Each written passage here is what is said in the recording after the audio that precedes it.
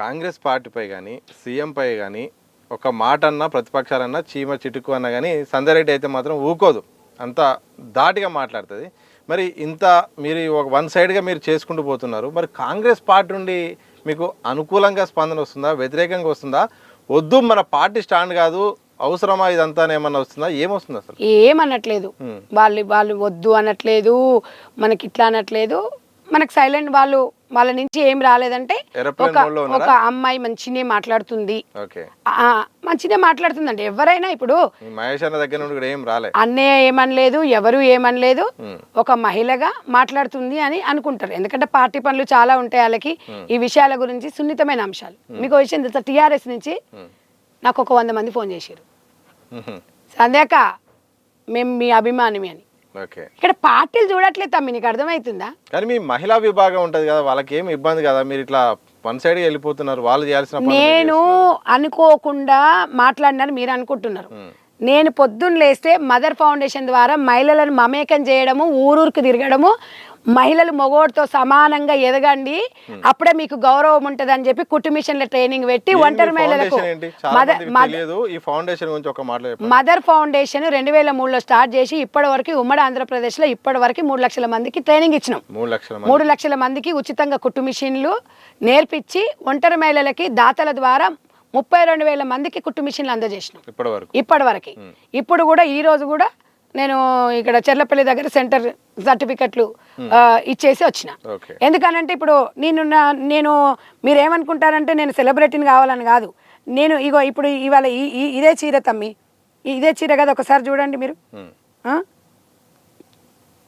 ఇదంతా వీళ్ళందరూ మహిళలు చూడండి. ఇప్పుడు ఇదైతే నేనైతే ఇవైతే అది చేయలేదు కదా. ఇలా అంటే ఎందుకు చెప్తున్నానంటే వాళ్ళందరికీ ఒక సర్టిఫికెట్ మనము వాళ్ళకి ఇచ్చేసి ఒక ప్రోగ్రామ్ అరేంజ్ చేసి ఒక మహిళలతోని చూడండి వీళ్ళందరూ ఎంత మీకు పంపిస్తాను. ఎందుకంటే తమ్ముడు, నేను ఈ మదర్ ఫౌండేషన్ అనేది నాకు నా జీవితం మదర్ ఫౌండేషన్కి అంకితం అని ఎప్పుడో చెప్పిన, ఇప్పుడు కాదు. రాజకీయాల కంటే అదే ఎక్కువ. నేనే రాజకీయాలు అనేది మనం వ్యక్తిగతం, అది ఫౌండేషన్ అనేదేమో మనం ఎలా అంటే సమాజంలో నేను సైతం ప్రవృత్తి అంతే, వృత్తి ప్రవృత్తి. నాకు రాజకీయాలు అంటే ఇష్టం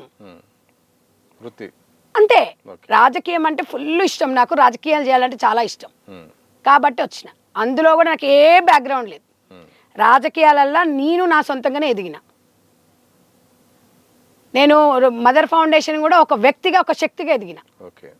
నాకెక్కడ పోయినా తెలంగాణ రాష్ట్రంలో 90 కాన్స్టిట్యున్సీలలో 5 నుంచి 6,000 మంది ఒక కాన్స్టిట్యున్సీకి సంధ్యాక సైన్యం ఉంటుంది. ఇవాళ ఇది కాకుండా ఇప్పుడు ప్రత్యేక తెలంగాణ ఏర్పడ్డ ఇప్పుడు తెనాలిలో మదర్ ఫౌండేషన్ మెప్మాతో చేస్తుంది. ఏపీలో కూడా స్టార్ట్ చేసాం. ఏపీ నుంచి ప్రజలు ఎంత స్పందించారంటే మీలాంటి ఆనిముత్యం మా దగ్గర రావడం సంతోషము అని. నాకు ఇవన్నీ తెలియదు. నేను ఇప్పటి వరకు మీకు తెలుసా ఫేస్బుక్ ఇన్స్టాల్ ఉండవు నాకు. ఈ మధ్య కాలంలో అవసరము ఫౌండేషన్ చేసే కార్యక్రమాలు ప్రజలకు అవసరం అని చెప్పేసి పెట్టాం.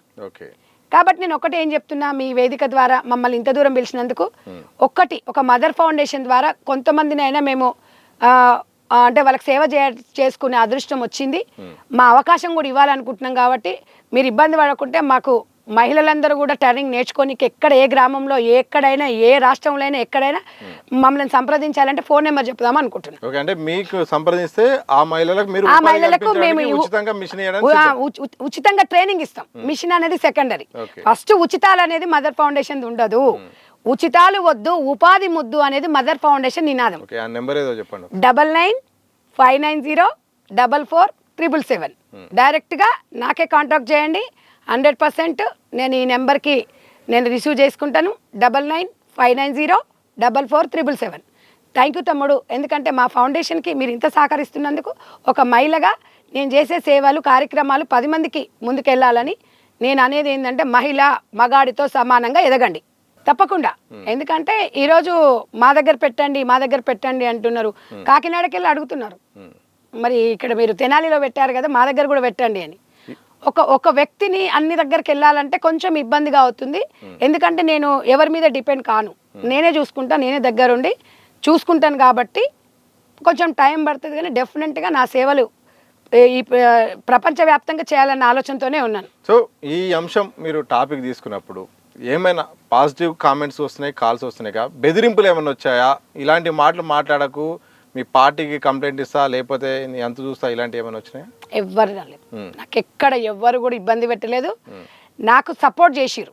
కాకపోతే పార్టీ పరంగా చేయకున్నా పార్టీ సిద్ధాంతాలు ఉంటాయి, నేను అది తప్పనను.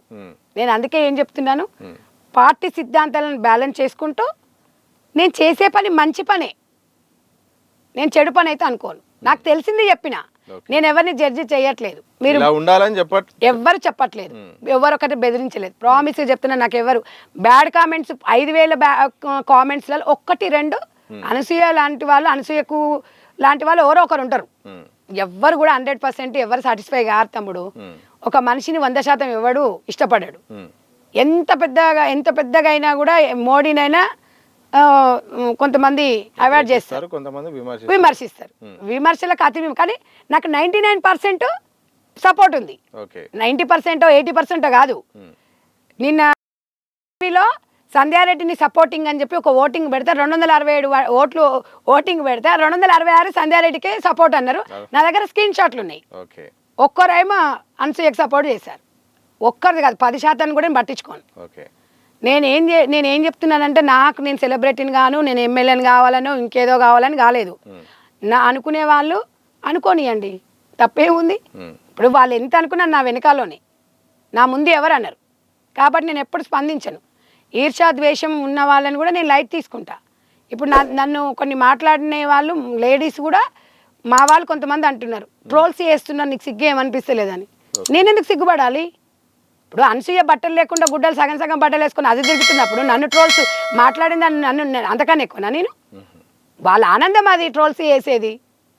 ఏదేమైనా ప్రజలలో అయితే ఉన్నా కదా, అంతే. వామ్మ ఇక ప్రతిదానికి మనం తీసుకున్నాం అనుకోండి, అది నాయకత్వం లక్షణాలు కాదు, ప్రజాస్వామ్యాలు కరెక్ట్ కాదు. అది ఎవరిష్టం వాళ్ళది. నేను మాట్లాడినా వాళ్ళు యూజ్ చేసుకుంటున్నారు, ఇట్లా కంటెంట్ చేసుకొని ట్రోల్ చేసుకుంటారు. వాళ్ళని ఎట్లా నేను జడ్జి చేస్తా? అది వాళ్ళ ఇష్టం. కాకపోతే మాటలను ట్రోల్ చేస్తున్నారు కానీ నా వ్యక్తిగతంగా నన్ను విమర్శిస్తలేరు ఎవరు. కాబట్టి నా వ్యక్తిగతం అనేంత వరకు మనకు అనవసరం. మాట్లాడేటప్పుడు వెనక ముందు మాట్లాడినే చెప్పరు. ఆ ట్రోల్ అంటేనే అది. ఆ మధ్యలో ఉన్న ఒక పదాన్ని తీసుకొని దాని కంటెంట్ అంటే క్రియేటివిటీ ఎక్కువైపోయింది కదా. కాబట్టి 2 బ్యాలెన్స్ చేసుకోవాలి. విమర్శలు ప్రతి విమర్శలు ఉంటాయి, ఉండకుండా ఏది ఉండదు. ఇంటింటికి ఒక మట్టిపోయే బంగారు పోయే ఉండదు. కాబట్టి ఈ రకంగా వెళ్తున్నాం. నేను అనేది ఏంటంటే, ఒక మహిళను తమ్ముడు, ఒక మహిళను, నీకు విషయం ఏంటంటే, కనీసం మహిళ చనిపోయిన తర్వాత డెడ్ బాడీని ఖననం చేసేటప్పుడు కూడా వస్త్రధారణ ఇలా పైకి పోదు, చీర ఇట్లా అంటే పాడ మీద పడుకోబెట్టినప్పుడు ఈ చీర అనేది ఇట్లా పైకి పోనీయకుండా ఇట్లా నిండుగా కప్పి పడుకోబెట్టి దాన సంస్కారాలు నిర్వహిస్తారు. ఎందుకు? శరీర భాగాలు బయటికి కనిపించవద్దు అని. అంత పవిత్రమైన స్త్రీని మనము సమాజానికి ఏం మెసేజ్ ఇస్తున్నాం? మన పిల్లలకి మంచి లైఫ్ని ఇద్దాం. At the same time Disha channel ద్వారా ఒకటే చెప్పదలుచుకున్నా, చట్టాలలో మార్పులతో పాటు సమాజంలో మార్పు రావాలి ప్రజలలో. నేను ఒక్కటే చెప్తున్నా, అమ్మలకి కొడుకులు ఉన్న తల్లిదండ్రులకు ఒకటి చెప్తున్నా, మీ పిల్లలకి తల్లి అంటే ఏంది, చెల్లి అంటే ఏంది అనేది నేర్పించండి. తర్వాత స్కూల్లో గురువు, ఫస్ట్ ఒక తల్లే పెద్ద గురువు, తల్లిదండ్రులే. కాబట్టి మగపిల్లలకి నేర్పించాలి, చెల్లె అంటే ఎట్లుంటుంది, చెల్లె అనే వరసని మనం ఎట్లా ఓన్ చేసుకోవాలి, మర్దలంటే ఏంది, ఒక నానమ్మ అంటే ఏంది, ఒక రెస్పెక్ట్ అంటే ఏంది అనేది మనం ఇప్పుడు నేర్పించి మనం ముందుకెళ్తేనే ఇలాంటి ఓల్డేజ్ హోమ్లు అనేది ఏర్పడదు. నేను ఓల్డేజ్ హోమ్ 2008 ఓల్డేజ్ హోమ్ పెట్టిన.